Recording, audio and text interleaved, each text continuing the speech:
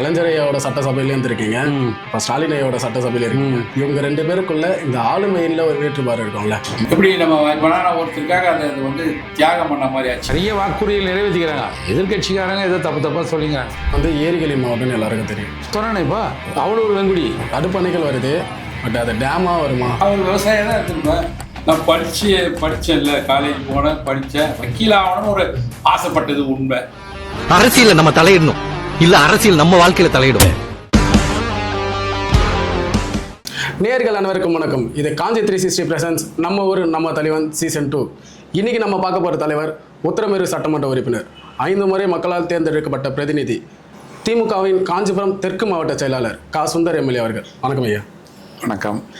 உங்களை பொலிட்டீஷியனாக எல்லாருக்கும் தெரியும், எம்எல்ஏவாக நிறைய வாட்டி இருந்திருக்கீங்க, அதனால் உங்களோட செயல்பாடுகள் எல்லாருக்கும் தெரியும். கா. சுந்தர் எம்எல்ஏ இவரோட தனிப்பட்ட விஷயங்கள் சொல்லுங்கள். சுந்தர் கண்ணன் திரிபுர சுந்தரி அப்பா அம்மா, சாலவாக்கம் கிராமம் பிறந்த இடம்.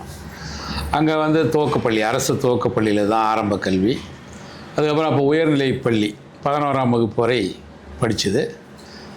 அதுக்கப்புறம் நேராக சென்னை பச்சையப்பன் கல்லூரி புகுமுக வகுப்பு, அப்போ பியூசி.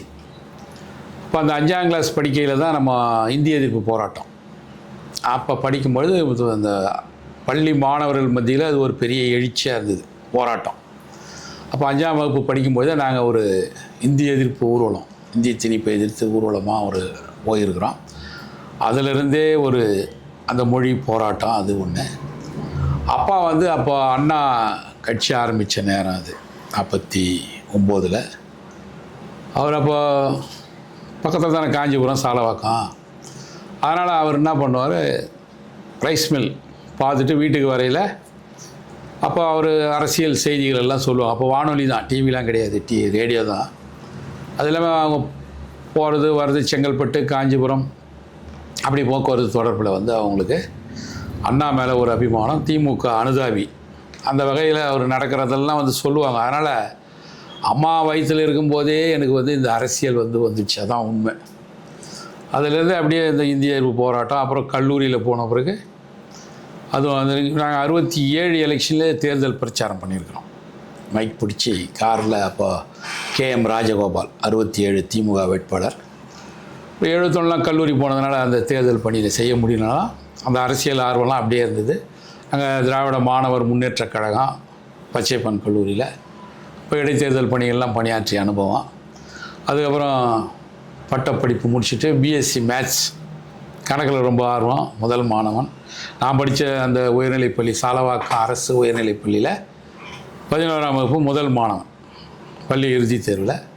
அப்படியே கல்லூரியில் வந்து முடிஞ்ச உடனே அதுக்கப்புறம் அப்போ அந்த கல்லூரி ஹாஸ்டலில் தான் 4 வருஷம். ஹாஸ்டலில் வந்து லைப்ரரி இன்சார்ஜி நாங்கள் எலெக்ஷனில் நின்று அந்த ஒரு வாய்ப்பை இழந்துட்டேன் நான். அதனால் எனக்கு அந்த ஒரு உத்வேகம் உள்ளுக்குள்ளே இருந்தது. அதாவது நம்ம எல்லாருக்கும் அறிமுகமான ஆள் அந்த ஹாஸ்டலில். எப்படி நம்ம வாய்ப்பானா நான் ஒருத்தருக்காக அது வந்து தியாகம் பண்ண மாதிரி ஆச்சு. ஒரு நண்பருக்காக நிற்கிறவன் இடையில் ஒதுங்கிட்டேன் நான். அதனால் அந்த வாய்ப்பு விழுந்ததுனால சரி மக்கள் மத்தியில் ஒரு பிரதிநிதியாக வரணுன்னா, அப்போது இடையில் எம்ஜிஆர் ஆட்சி காலத்திலேயே உள்ளாட்சி தேர்தல் அறிவித்து நின்று போச்சு. 84 85 நினைக்கிறேன், 84.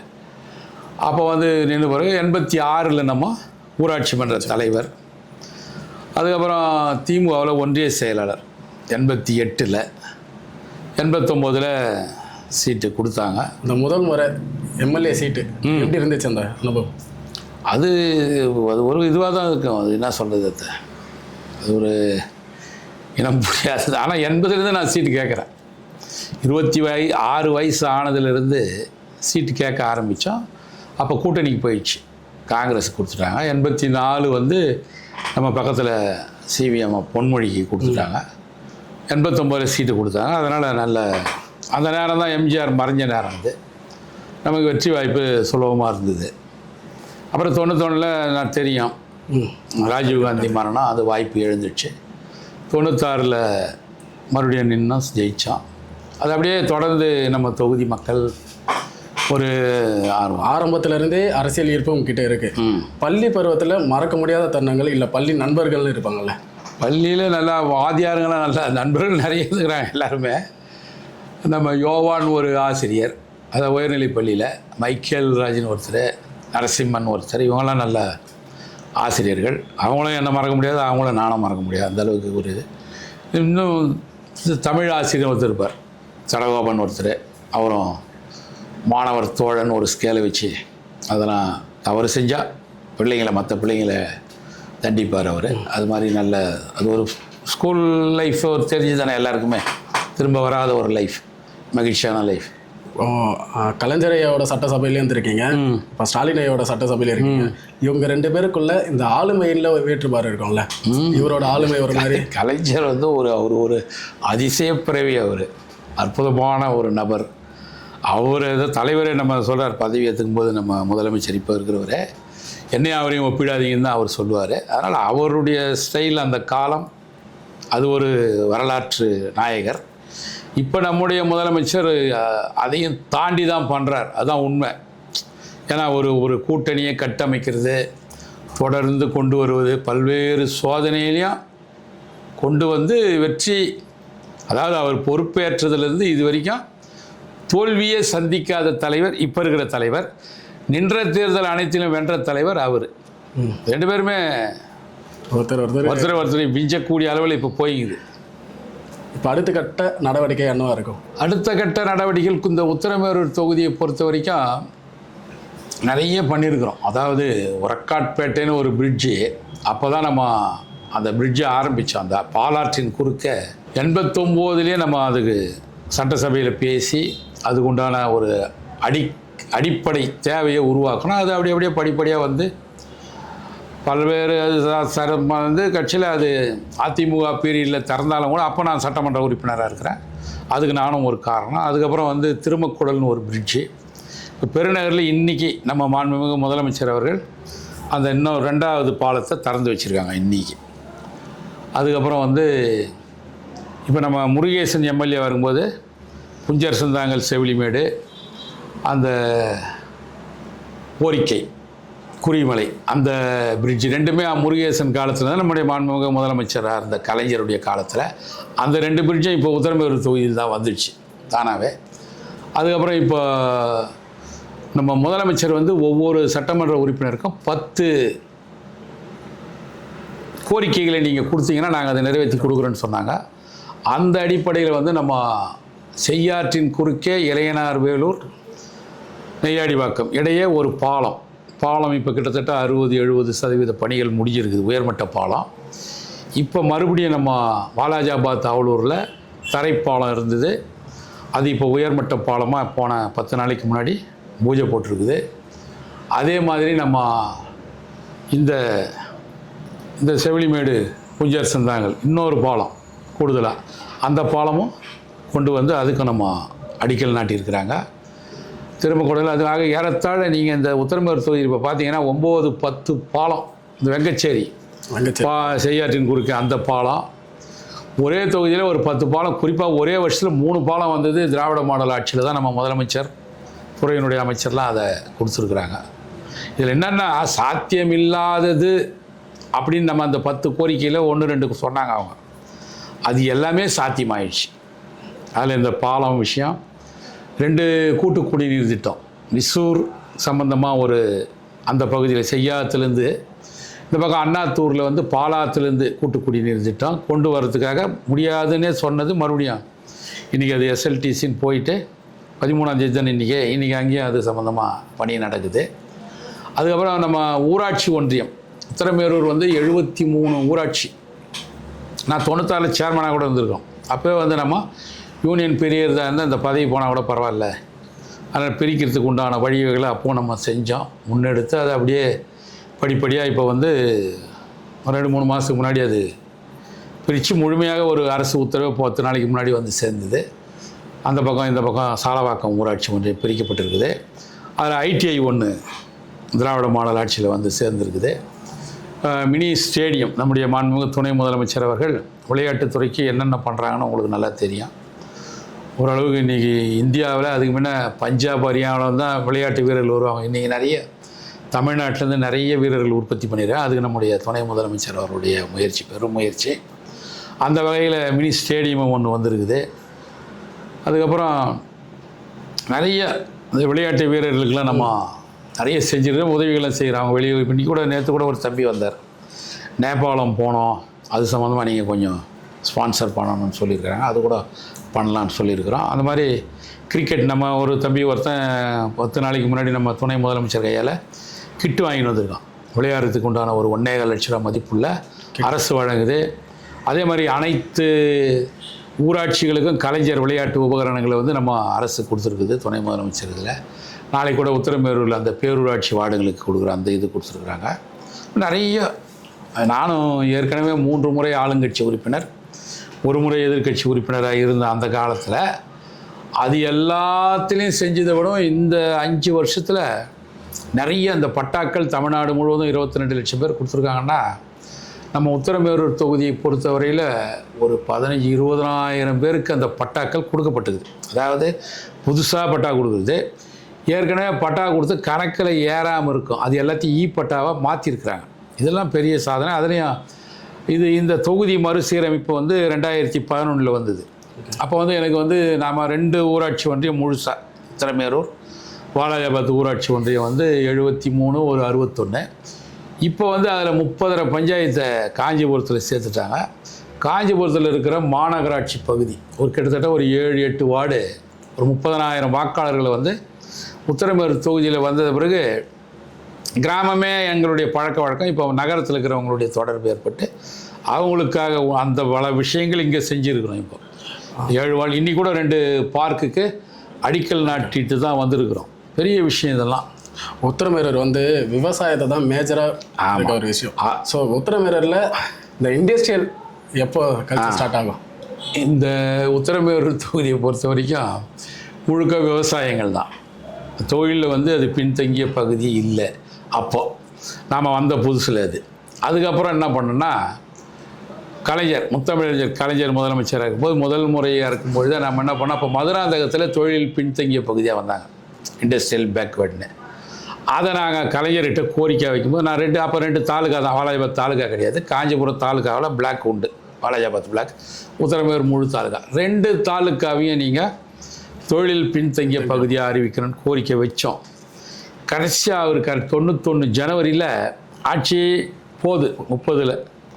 ஆனால் ஜனவரி முதல் வாரத்திலேயே அவர் வந்து முதலமைச்சராக இருந்த கலைஞர் வந்து தொழில் பின்தங்கிய பகுதியில் 2 வட்டாரத்தை போட்டாங்க. காஞ்சிபுரம் தாலுக்காவிலேருந்து வாலாஜாபாத் ஊராட்சி ஒன்றியத்தையும் உத்தரமேரூர் ஊராட்சி ஒன்றியத்தையும் வந்து தொழில் பின்தங்கிய பகுதின்றதுனால அது நிறைய அரசு சலுகைகள் வரும், மின்சாரம் சம்பந்தமாக பல உதவிகள்லாம் கொடுக்கும், மானியம்லாம் கிடைக்கின்றதுனால அதனால தான் இன்றைக்கி வாலாஜாபாத்தில் பார்த்தீங்கன்னா நல்ல தொழில் வளர்ச்சி. 91 வந்து வாலாஜாபாத்தில் இண்டஸ்ட்ரியல் ஃபுல்லாக ஆச்சு. உத்தரமேரூரில் இப்போ வந்துக்கிட்டு பேச்சுவார்த்தையும் நடந்திருக்கு. அதுவும் ஓரளவுக்கு சின்னதாக வந்துட்டு இருக்குது. இப்போ இந்த மாங்கால் கூட்டுறவு அது வந்து அந்த பக்கம் செய்யார் தொகுதியில் போயிட்டாலும் கூட நமக்கு வந்து தனியாக ஒரு சிப்காட் வேணும்னு கேட்டு நம்ம திருப்புலிவனம் பக்கத்தில் ஒரு 500 ஏக்கர் வந்து எடுத்துருக்குறாங்க. அரசாங்கம் எடுக்கிற சூழ்நிலை வந்தது. இடையில் இப்போ கொஞ்சம் அந்த தேர்தல் வந்தாலும் நின்று போயிருக்கு.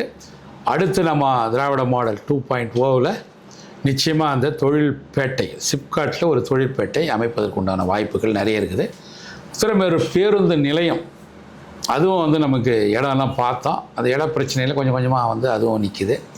இப்போ வாலாஜாபாத் புறவழிச்சாலையும் உத்தரமேரூர் புறவழிச்சாலையும் அந்த ஆட்சியில் தான் அறிவித்தாங்க, 2012 அறிவித்தாங்க அப்போ. ஆனால் அது நிலையெடுப்பு பல பிரச்சனைகளை அவங்களால செயல்படுத்த முடியாமலே போயிடுச்சு. இந்த 5 வருஷத்தில் நம்ம வந்து வாலாஜாபாத் புறவழிச்சாலையை பல தடைகளை தாண்டி கொண்டு வந்து மக்கள் பயன்பாட்டுக்கு ஒரு 10 நாளைக்கு முன்னாடி திறந்து முடிச்சு நல்லா இப்போ வாலாஜாபாத்தில் போக்குவரத்து நெரிசலே இல்லை, சுத்தமாகிடுச்சு. நல்ல விஷயம். உத்தரமேரூரில் வந்து அதுவும் வேலை நடந்துகிட்டு இருக்குது. இப்போ தான் ஒரு 20% பணிகள் முடிஞ்சிருக்குது. அது ஒரு அடுத்த வருஷம் அதுவும் மக்கள் பயன்பாட்டுக்கு வந்துடும். அடுத்தது முதல்வர் கனவு இல்லம். ஆமாம், கலைஞர் கனவு இல்லம் தானே. வீடுன்றது நிறைய பேருக்கு கனவான விஷயந்தான். நான் நேரடியாக பார்த்த வரைக்குமே நிறைய பேருக்கு இந்த கனவு இல்லம் வந்து போய் சேர்ந்துருக்கு. அதில் உங்கள் பங்கு? இல்லை, கலைஞர் கனவு இல்லம் வந்து உண்மையிலேயே வந்து நமக்கு வந்து 96லேயும் சரி அப்போவும் நிறைய வீடுகள் வந்து கட்டியிருக்கிறோம். இப்போ 2006லேயே நிறைய பண்ணியிருக்கிறோம். 2016 வாய்ப்பெல்லாம் போச்சு. 2021 இந்த 5 வருஷத்தில் நமக்கு கடந்த 2 ஆண்டுகளில் தான், ஏன்னா நிதிநிலை நெருக்கடியில் முதல் 3 ஆண்டுகள் வந்து நமக்கு வீடு வரலன்னாலும் அதுக்கு அடுத்து நம்முடைய முதலமைச்சர் அவர்கள் இந்த கலைஞர் கனவு இல்லத்தை குறிப்பாக எல்லா ஊராட்சி ஒன்றியங்களுக்கும் இப்போ நிறைய வந்திருக்குது. ஒரு 700 மூன்றாவது முறையாக கொடுத்துருக்குறாங்க. இப்போ அதாவது இந்த ஆண்டு 2வது தடவையாக மீண்டும் 1 லட்சம் வீடுகள் தமிழ்நாடு முழுவதும் கொடுத்துருக்குறாங்க. அதில் நம்ம உத்திரமேரூர் ஒன்றியத்துக்கு மட்டும் ஒரு 700 வீடு, வாலாஜாபாத் ஒன்றியத்தில் ஒரு 600 வீடு, இப்படி காஞ்சிபுரம் ஊராட்சி ஒன்றியத்துக்கும் ஒரு 400-500 வீடுகள் என்று 2000க்கும் மேற்பட்ட வீடுகள் இந்த 3 ஒன்றியங்களில் 2 தொகுதிக்கு கொடுத்துருக்குறாங்க. அது ஒரு பக்கம் நடக்குது. அதுக்கப்புறம் இந்த இருளர் பழங்குடியினை எழுத்து சார்ந்த இருளர்களுக்கு வந்து நிறைய வீடுகள் இப்போ நம்ம வந்து சேர்ந்துருக்குது.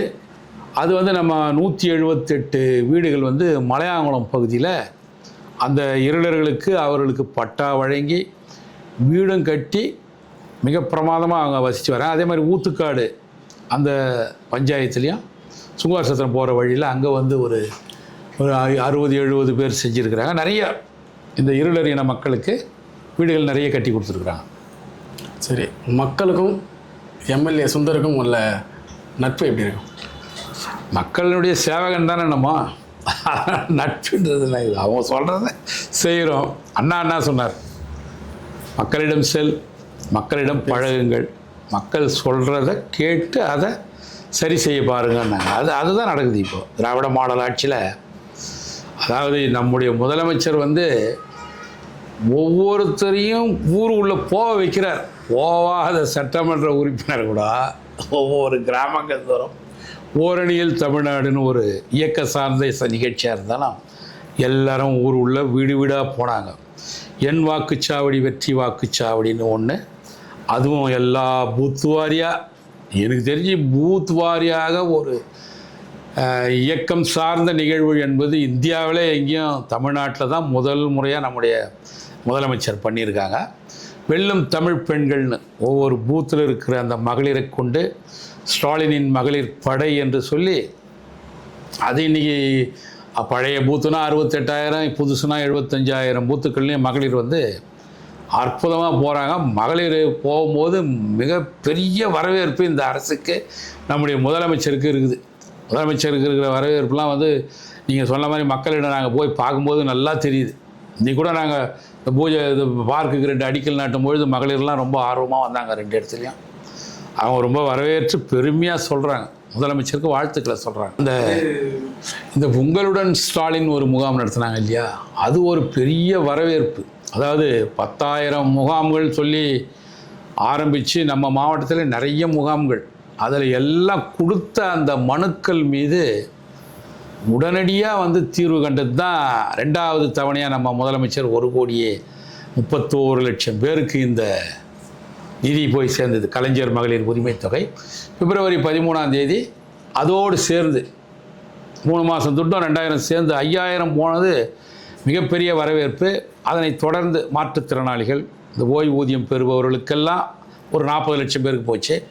இப்போ சமீபத்தில் நேற்றைக்கு நம்முடைய நெசவாளர் பெருமக்கள் அவங்களுக்கும் அந்த ஓய்வூதியம் 1,200 + 2,000 கோடைக்கால சிறப்பு தொகை சேர்த்து 3,200 போயிருக்குது. நிறைய பண்ணியிருக்கிறாங்க. நம்ம அது இப்போ காலை உணவு திட்டம் 18 லட்சம் குடும்பங்களுக்கு போகுது. புதுமை பெண் திட்டம், தமிழ் புதல்வன் திட்டம் 12 லட்சம் பேருக்கு போகுது. அதே மாதிரி நலம் காக்கும் ஸ்டாலின் அந்த மருத்துவ முகாமில் ஒரு 20 லட்சம் பேர் பலனடைஞ்சிருக்காங்க. 17 விதமான சிறப்பு மருத்துவர்கள் பங்கேற்ற அந்த முகாம். ஏற்கனவே இப்போ உங்கள் தொகுதியில் முதலமைச்சர், இதெல்லாம் தான் பெரிய விஷயம். 234 தொகுதிக்கும் அது முதலமைச்சர் தொகுதியாகட்டும், எதிர்கட்சி தலைவர் தொகுதியாக இருக்கட்டும், எல்லா தொகுதிக்கும் அந்த 10 கோரிக்கைகள் கொடுத்து அது நிறைய ரீச் ஆகிடுது. எனக்கு தெரிஞ்சு நான் கொடுத்த அந்த 10 கோரிக்கையில் நான் 15 பாயிண்ட் அரசாங்கத்திலேருந்து வாங்கிட்டு வந்த மாதிரி எனக்கு தெரியுது. பட்டா பிரச்சனை வந்து தமிழ்நாட்டில் பல வருஷமாக இருக்க பிரச்சனை. உத்திரமேரூர் தொகுதியில் பட்டா பிரச்சனை எந்த அளவில் இருக்குது, அதை நீங்கள் எந்த அளவில் சால்வ் பண்ணியிருக்கீங்க? உத்திரமேரூர் தொகுதியை பொறுத்த வரைக்கும் நான் என் ஊர் சாலவாக்கத்தில் வந்து 97 அண்ணா மறுமலர்ச்சி திட்டம் அன்றைக்கி துவங்கப்பட்டது. அப்போ நான் தான் சட்டமன்ற உறுப்பினர் தான். அன்றைக்கி வந்து இந்த பிற்பட்ட சமுதாயத்துக்கு வந்து கொடுக்கணும்னு சொல்லிட்டு அது கிட்டத்தட்ட ஒரு 140 பேருக்கு இன்றைக்கி கொடுத்து பட்டாவாக மாறி போச்சு. 97 கொடுத்தது அது சரியாக முறையில் அது அடுத்தடுத்து வந்து தடைகள் ஏற்பட்டு அது 120 மிகவும் பிற்பட்ட குடும்பங்களுக்கு போய் சேர்ந்துருக்குது. அதே மாதிரி ஆதி திராவிட மக்களுக்கு வந்து 1970-74 வந்து நலத்துறை, ஆதி திராவிட நலத்துறை மூலியமாக எடுத்தாங்க. அது கோர்ட்டு கேஸு பல பிரச்சனைகளை மீறி இப்போ அது வந்து ஒரு 130 பேருக்கு மேலே ஆயுதிராவிட மக்களுக்கு அதுவும் பட்டா கொடுத்துருக்குறோம். அது 2 நீண்ட நாள் பிரச்சனை. கரும்பாக்கன்ற ஒரு கிராமம், அங்கே வந்து கோயில் கிணறுன்னு இருக்குது, அதான் அந்த அடங்கல் கணக்கில். ஆனால் கிணறுன்றது அப்படியே வரும். 100 குடும்பம் அங்கே வசிக்குது. அது கட்சியில் 99 குடும்பங்களுக்கு வந்து பட்டா கொடுத்து அது ஒரு பெரிய சாதனை, 60-70 ஆண்டு கால சாதனை. பக்கத்தில் இங்கே குருவிமலைன்ற கிராமத்தில் வந்து காவல், அந்த சர்வே நம்பர் காவல்னு இருக்குது. காவல்னால் என்ன, போலீஸ்னு இருந்தால் காவல்துறை, வெறும் காவல்னு இருக்குது. அது என்ன ஏதுன்னு தெரியாமல் அதுக்கப்புறம் அதெல்லாம் அது நாம் வந்து இப்போ தானே 10வது வருஷம் அந்த பகுதி மக்களுக்கு சட்டமன்ற உறுப்பினர். அதை கண்டுபிடிச்சி அதை சொல்லி அரசுக்கு மேலே அனுப்பிச்சு அது வந்து ஒரு 180 குடும்பங்களுக்கு வந்து அந்த நீண்டகால பிரச்சனை, அவங்களும் 60-70 வருஷமாக இருந்தாங்க, அந்த பிரச்சனை பட்டா வாங்கி கொடுத்துருக்குது. நிறைய பட்டாக்கள் கொடுத்துருக்குது. அதாவது நீண்டகால தீர்வு 80-90களில் பட்டா கொடுத்துருப்பாங்க, கணக்கில் ஏறாமல் இருக்கும். அதெல்லாம் பட்டாவை மாற்றிச்சு. இப்போ யாரும் போக வேண்டியது, அவங்களே வந்து வாங்கிடலாம், மின்னணுவிலே வாங்கிக்கலாம் பட்டா. உத்தரமேரூரில் இப்போ முக்கியமான பிரச்சனை அப்படின்னா என்ன இருக்குது? இல்லை மக்கள் உங்ககிட்ட இதுதான் முக்கியமாக சொல்கிறாங்க அப்படின்னு எதனா இருக்கா? கல்லூரி வந்து நமக்கு அந்த ஆட்சியில் வந்தாலும் கூட கூடுதலாக 2-3 பாட பிரிவுகளை வந்து கொண்டு வந்திருக்கிறோம். ஷிஃப்ட் 2வும் கொண்டு வந்திருக்கிறோம். அதுக்கு வரவேற்பு கொஞ்சம் கம்மியாக தான் இருக்குது. அது கல்லூரி பிரச்சனை. அதுக்கப்புறம் நிறைய இந்த பள்ளி கட்டடங்கள், பேராசிரியர் அன்பழகனார் கல்வி திட்டத்தில் வந்து நிறைய வகுப்பறைகள், உத்தரமேரூர் பெண்கள் மேல்நிலைப் பள்ளிக்கு கிட்டத்தட்ட 22 வகுப்பறை கொண்ட கட்டடம். சாலவாக்கம் அரசு மேல்நிலைப் பள்ளியில் அது ஒரு 15 வகுப்பறை கொண்ட கட்டடம். அதே மாதிரி இந்த தொகுதிக்கு உட்பட்ட வாலாஜாபாத் ஆகட்டும், ஐயம்பேட்டை, ஏகனாம்பேட்டை எல்லா மேல்நிலைப் பள்ளிகள்லேயும் கூடுதல் வகுப்பறை கட்டடங்கள் வந்து சேர்ந்துருக்குது. நிறையா கிட்டத்தட்ட 100க்கும் மேற்பட்ட வகுப்பறைகள் இந்த தொகுதி பூராவும் கட்டி முடிச்சிருக்கிறாங்க, பயன்பாட்டுக்கே வந்துடுச்சு. அதே மாதிரி உத்தரமேரூரை பொறுத்த வரையிலையும் ஒரு பேருந்து நிலையம், ஏன்னா உள்ள டவுன் உள்ளே இருக்கிறதுனால மக்கள் பெருக்கம் இருக்கிறதுனால அது வந்து நம்ம வேடபாளையன்ற கிராமத்தில் ரெடி பண்ணிகிட்டு இருக்கிறோம். அது ஒரு பக்கம் நடக்குது. மக்கள்கிட்ட நாங்கள் பேசும்போது ஒரு விஷயம், காஞ்சிபுரத்தும் சரி, காஞ்சிபுரம் தொகுதியிலையும் சரி, உத்தரமேரூர் தொகுதியிலையும் மருத்துவமனை வந்து போதிய வசதி இல்லை. என்னென்னா நாங்கள் ஒரு பிரச்சனைன்னு போகிறோம், அந்த பிரச்சனைக்கு வேறு ஹாஸ்பிட்டல் செங்கல்பட்டோ இல்லை சென்னையோ மாற்றி அனுப்புகிறாங்க. ஸோ இந்த பிரச்சனைக்கு என்ன தீர்வு? இது உண்மைதான் நீங்கள் சொல்கிறது. அதாவது காஞ்சிபுரத்துக்கு வந்து இந்த 5 வருஷத்தில் நிறைய கட்டட வசதி, இந்த மருத்துவர்கள் வசதியெலாம் நல்லா பண்ணியிருக்கிறாங்க ஒரு பக்கம். இருந்தாலும் அதே மாதிரி உத்தரமேரூரை பொறுத்த வரைக்கும் ஒரு சின்னதாக ஒரு பில்டிங் தான் கட்டுவாங்க. யார் வந்தாலுமே ஒரு 5 லட்சம் 10 லட்சம் ரூபா ஒரு பில்டிங் கட்டுற நிலைமை இருந்தது. அதை மாற்றணும்னு சொல்லிட்டு நம்ம என்ன பண்ணோம், நம்ம மக்கள் நல்வாழ்வுத்துறை அமைச்சர்கிட்ட சொல்லி அது ஒரு 10 கோடி ரூபாய் மதிப்பில் வந்து ஒரு அருமையான ஒரு மருத்துவமனையை நம்ம உத்தரமேரூரில் கட்டி முடித்து ஒரு 2-3 மாதத்துக்கு முன்னாடி தான் பயன்பாட்டுக்கு வந்திருக்குது. மருத்துவர்களும் போட்டிருக்கிறாங்க, இருக்குது. இருந்தாலும் வாலாஜாபாத்தில் அதே மாதிரி ஒரு விபத்து அவசர சிகிச்சை பிரிவுன்னு அது ஒரு 3-4 கோடி ரூபா மதிப்பீட்டில் அந்த பணிகள் முடியும் தருவாயில் இருக்குது. நீங்கள் கேட்குறது வந்து என்னென்னா உண்மைதான், காஞ்சிபுரத்தில் அவசர சிகிச்சைக்கு செங்கல்பட்டு ரெஃபர் பண்ணி அனுப்புவாங்க, உத்தரமேரூர் அதான் பண்ணுவாங்க, வாலாஜாபாத் அதான் பண்ணுவாங்க. என்னென்னா அது செங்கல்பட்டு வந்து ஏற்கனவே மாவட்டத்தினுடைய மருத்துவக் கல்லூரி மருத்துவமனையாக இருந்ததுனால அங்கே கூடுதல் மருத்துவர்கள், கூடுதல் வசதிலாம், மெஷினரிலாம் அங்கே இருக்குது. அதனால் இவங்க வந்து அனுப்பிச்சிடுறாங்க.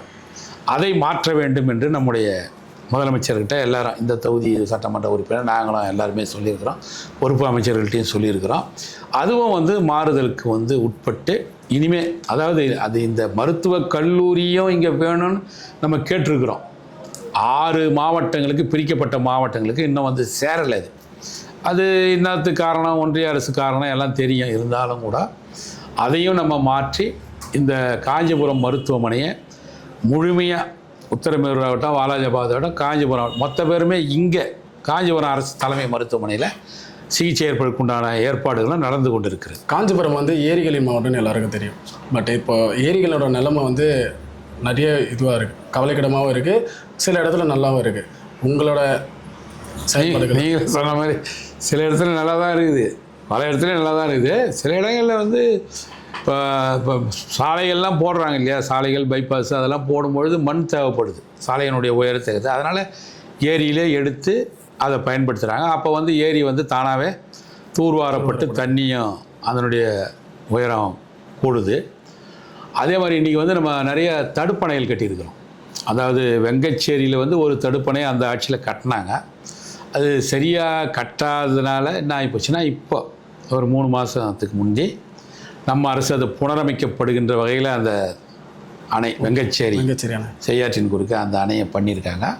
அதோடு இணைந்து காவாந்தண்டலம் ஏரிக்கு வந்து தண்ணி போகிறதுக்கு உண்டான அந்த வழிவகையை நம்ம பண்ணியிருக்கிறோம். ஏரி ஆனால் தண்ணியே போகாது அவங்களுக்கு, அது இப்போ நம்ம பண்ணியிருக்கிறோம். அது ஒன்று. சிலாம்பாக்கம் ஒரு தடுப்பணை கட்டியிருக்கிறோம். புத்தளி மடுவில் ஒரு தடுப்பணை கட்டியிருக்கிறோம். தொள்ளாழி மடுவில் ஒரு தடுப்பணை கட்டியிருக்கிறோம். 4 தடுப்பணைகள். அதில் வந்து வெங்கச்சேரின்றது பெரிய இது. சிலாம்பாக்கமும் 30 கோடி ரூபாய்க்கு மேலே ஒரு எட்டம். இதெல்லாம் 4-5 கோடி ரூபாயில் இந்த தொள்ளாழியும் புத்தளியும். இதெல்லாம் பண்ணுறதுலாம் வந்து ஏரிக்கு வந்து தண்ணி சேர்றது தான். குடிநீருக்கு நீர் ஆதாரம் ஏறுது, ஏரிக்கு தண்ணி போகிறதுக்கு உண்டான அந்த வகை. அவளூர் ஏரியை பொறுத்த வரையில் பாலாற்றை விட அந்த ஏரி வந்து கொஞ்சம் மேலே இருக்கிற மாதிரி ஒரு பிரச்சனை இருக்குது. அதை எங்களுக்கு 2 வருஷமாக தான் கொண்டு வந்தாங்க அந்த கவனத்துக்கு. அதையும் வந்து இப்போ அவளூர் வெங்குடி இடையில் வந்து ஒரு தடுப்பணை பாலாற்றின் குறுக்கே கட்டணும்னு சொல்லிடுறோம். அப்படி கட்டும்பொழுது அவளூர் ஏரிக்கும் தண்ணி போகும். ஏரிகள் வந்து நீங்கள் ஏரிகள் எல்லாமே நல்லா தான் இருக்குது, விவசாயம் நல்லாவே இருக்குது. இப்போ முதலமைச்சர் வேறு அறிவிச்சிருக்காங்க இல்லையா, 14 கனவு திட்டங்கள். அதில் 50% விவசாயம் வரணுன்றதையும் அதையும் சொல்லியிருக்கிறாங்க.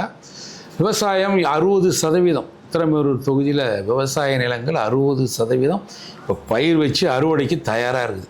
அது மட்டும் இல்லை, அரசாங்கம் வந்து இந்த உத்திரமேரூர் தொகுதியை பொறுத்த வரைக்கும் 80 இடங்களில் நெல் கொள்முதல் நிலையங்களை திறந்துருக்குறாங்க. இது பெரிய விஷயம். எனக்கு தெரிஞ்சு 6-7 வருஷத்துக்கு முன்னே வியாபாரி தான் வாங்குவாங்க. அரசாங்கம் கொள்முதல் தஞ்சை, திருச்சி, டெல்டா மாவட்டங்களில் தான் நடக்கும். நம்ம பகுதியிலாம் ஏதோ 1-2 அதான் இருந்தது. ஆனால் கடந்த 5 ஆண்டுகளில் இப்போ இந்த காஞ்சிபுரம் மாவட்டத்தில் இந்த 3-4 தொகுதின்னு வச்சுக்கலாம். இதில் ஆலந்தூர்லாம் கிடையாது, அதாவது விவசாயம் கிடையாது. காஞ்சிபுரம், உத்திரமேரூர் மேஜராக, ஸ்ரீபெரும்புதூரில் கொஞ்சம் பாற்றா, இதுவரைக்கும் கிட்டத்தட்ட 125 இடம் நெல் கொள்முதல் நிலையம் தந்துக்கிறாங்க. அந்த பக்கம் மதுராந்தகம், செய்யூர் அதுவும் நிறைந்த இடம். அங்கேயும் ஒரு 100 இடம் 2 தொகுதியிலே திறந்துருக்குறாங்க. பெரிய விஷயம். அரசாங்கம் விவசாயிகளுக்கு முழு சப்போர்ட் ஆகுது. நெல்லினுடைய விலை வந்து நம்ம ஆட்சிக்கு வர்றதுக்கு முன்னே ஒரு குவிண்டாலுக்கு 2500 ரூபா கொடுப்போன்னு சொன்னோம். இன்றைக்கி 2545 ரூபா கொடுக்குறாங்க. வாக்குறுதி, நிறைய வாக்குறுதிகள் நிறைவேற்றிக்கிறாங்க. எதிர்கட்சிக்காரங்க ஏதோ தப்பாக சொல்லிக்கிறாங்க. பாலாற்றில் டேம் வருமா? பாலாற்றில் டேம் அதான் சொன்னேனேப்பா, அவளூர் வெங்குடி தடுப்பணைகள் வருது, பட் அது டேமாக வருமா? இல்லை, மதுராந்தகம் ஏரி வந்து ஒரு நீண்டகால பிரச்சனை. அது அந்த ஆட்சி முடியும் போது அவங்கக்கிட்ட கோரிக்கை வச்சார் நம்ம அப்போ இருந்த எம்எல்ஏ, திமுக எம்எல்ஏ தான், அப்போ எதிர்கட்சி எம்எல்ஏ. அதுக்கப்புறம் அப்படியே படிப்படியாக நம்ம அரசு, இந்த அரசு வந்த உடனே அதை உடனடியாக செயல்பாட்டுக்கு கொண்டு வந்து அதை நிறைவேற்றி அந்த அந்த டேம் தான் அது மதுராந்தகத்தில் இருக்கிறது. இல்லை, நான் 5000 ஏக்கருக்கு பண்ணுறது. அது பெரிய விஷயம். அது 2 ஆண்டு பணி நடந்ததுனால அந்த பக்கம் விவசாயத்துக்கு ஏரி தண்ணி பயன்படுத்தலை. ஆனால் இப்போ அருமையாக இருக்குது, திறந்து வச்சுட்டாங்க மக்கள் பயன்பாட்டுக்கு. நீங்கள் போய் பாருங்கள், இந்த மாவட்டத்தில் டேம் கேட்டிங்களே, அது ஒன்று தான் அருமையான டேம். இந்த பக்கம் டேம் வர்றதுக்கு நாங்கள் முயற்சி பண்ணுறோம். இல்லை, நான் ரீசெண்டாக அந்த மதுராந்தகம் ஏரியை பார்த்தேன். பட் உண்மையாக நான் வந்து பூரிச்சு போனேன். நம்ம சைடில் இடம், ஏன்னா நான் ரீசெண்டாக ஒரு 10 நாளைக்கு முன்னாடி தான் பார்த்தேன். உண்மையாக நல்லா இருந்துச்சு. விஷயம் நாங்கள் பண்ணோம், அது எந்த நினைவில் எனக்கு. பட் அங்கே போனோம் வீட்டுக்கு. அப்புறம் நிகழ்ச்சி முடிஞ்சு தலைவர் வீட்டுக்கு போகும்போது அவர் என்னை கேட்டார், நீ நான் சுந்தரனா சொல்கிறேன் அப்படின்னு கேட்டார். அவர் என்கிட்ட பேசினாலே என்ன மெய் மறந்து போடுவேன். என்ன எனக்கு மண்டையில் யாராது ஏன் சுபாவம். ஒருவேளை நீங்கள் அரசியலுக்கு வரலைன்னா என்னவாயிருப்பீங்க? நான் ஒரு விவசாயியாக தான் இருந்திருப்பேன். இல்லை, நீங்கள் இப்போவும் விவசாயியாக தான் இருக்கீங்க. நான் படித்தேன் இல்லை, காலேஜ் போனேன், படித்தேன், வக்கீல் ஆகணும்னு ஒரு ஆசைப்பட்டது உண்மை. சரி, இப்போ இருக்க இளைஞர்களுக்கு நீங்கள் சொல்கிற விஷயம்? இளைஞர்கள் வந்து நல்ல, அவர்கிட்ட நிறைய திறமைகள் இருக்குது. திறமைகள் சில பேர் வெளியே காட்டுறாங்க, சில பேர் வெளியே கொணர முடியாமல் தவிக்கிறாங்க. அந்த திறமைகளை வந்து அந்த இளைஞர்களுக்கு வந்து வெளிக்கொணர்வதற்கு நம்முடைய திராவிட மாடல் அரசு, நம்முடைய முதலமைச்சர், நம்முடைய துணை முதலமைச்சர்லாம் உண்மையிலே ரொம்ப அருமையான வாய்ப்புகளை உருவாக்கி கொடுத்துருக்குறாங்க. அவங்க அதை பயன்படுத்தி கொள்ளணும். வாய்ப்புகள் இருக்குது, பயன்படுத்தி கொள்வது நம்ம கையில் தான் இருக்குது. அதனால் இளைஞர்கள் வந்து ஒரு இளைஞர் சக்தின்றது மிகப்பெரிய சக்தி. இப்போ மாணவன் நினைத்தால் எதுவும் நடத்தி காட்டுவான்றது அது ஒரு 60 வயசு கதை. அது மாணவர்கள்கிட்டே அதுதான். இந்திய எதிர்ப்பு போராட்டம்லாம் வந்து இன்றைக்கி ஒரு பெரிய புரட்சி ஏற்பட்டுதுன்னா 2 மொழி கொள்கை வந்து இன்றைக்கி வந்து நம்ம சுந்தர் பிச்சை உலகத்திலேயே அதிக சம்பளம் வாங்குகிற CEO யார்? அவர் தான். அது காரணம் 2 மொழி கொள்கை தான். அதனால் அதை இளைஞர்கள் புரிஞ்சிக்கணும். தாய்மொழி தமிழ், உலக தொடர்பு மொழி ஆங்கிலம். இப்படி போனாங்கன்னா அவங்க நிச்சயமாக வெல்வாங்க, உலகை வெல்வார்கள். உலகம் அவங்க கையில் தான். அதுதான் மடிக்கணினி நம்ம முதலமைச்சர் கொடுத்துருக்குறாங்க. ஒரு பெரிய பெரிய சப்போர்ட் இந்த கவர்மெண்ட் வந்து இளைஞர்களுக்கு வழங்க தயாராகுது. பெண்களுக்கு ஏற்கனவே வழங்கியிருக்குது. அது நம்ம நிதர்சனமாக பார்க்குறோம். பெண்களை வந்து அவங்களுக்கு அந்த உரிமை தொகை கொடுத்து மிகப்பெரிய உயரத்தில் எடுத்து போயிட்டாங்க. முதல்வனில் வந்து போன வருஷம் ஒரு நம்பர் வந்தது. இந்த வருஷம் 60 பேர் வெற்றி பெற்றிருக்கிறாங்க அந்த IAS IPS IRS குடிமை பணி தேர்வில். அதில் நம்ம காஞ்சிபுரத்தில் 56 பேர் அது நான் முதல்வன் திட்டத்தினால வந்தவங்கன்னு அவங்களே சொல்லியிருக்கிறாங்க. அதில் தம்பி ஒருத்தன் கிருபாகரன் காஞ்சிபுரத்தில் நெசவாளர் பகுதியிலேருந்து ஒரு தம்பி வந்திருக்கிறாரு. அது ஒரு பெரிய விஷயம், வரவேற்கத்தக்கது. நிறைய பேர் வருவாங்க, இன்னும் நிறைய வரணும். அதாவது 70களில் இருந்த மாதிரி தமிழ்நாட்டினுடைய பங்களிப்பு அதிகமாக இருக்கணும். வரும். காஞ்சிபுரத்தில் தான் மோஸ்ட் ஆஃப் இந்த TNPSC இந்த மாதிரி கிளாஸஸ் வந்து அதிகமாக இருக்க இடம் வந்து காஞ்சிபுரமாக இருக்குது. வெளி மாவட்டங்கள்லேருந்து இங்கே வந்து படிக்கிறவங்களும் இருக்காங்க. ஓகேங்களா?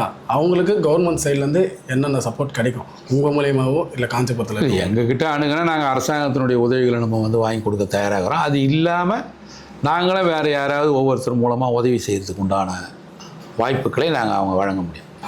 நாங்கள் கேள்விப்பட்ட வரைக்கும் MLA சாரை மக்கள் ஈஸியாக அணுகிடலாம், அவர்கிட்ட பேசணுனாலும் தொலைபேசியில் நேராகவே பேசலாம் அப்படின்ற பழக்கம். இந்த பழக்கம் எப்படி? இல்லை, பொதுவாகவே வந்து நான் வந்து அங்கே எங்கள் வீட்டில் சாலவாகத்தில் இருக்கும்பொழுதே ரோட்டில் போகிறவங்க தெரிகிற மாதிரி தான் நான் உட்காருவேன். ஏன்னா சட்டமன்ற உறுப்பினர் ஆன போகுது.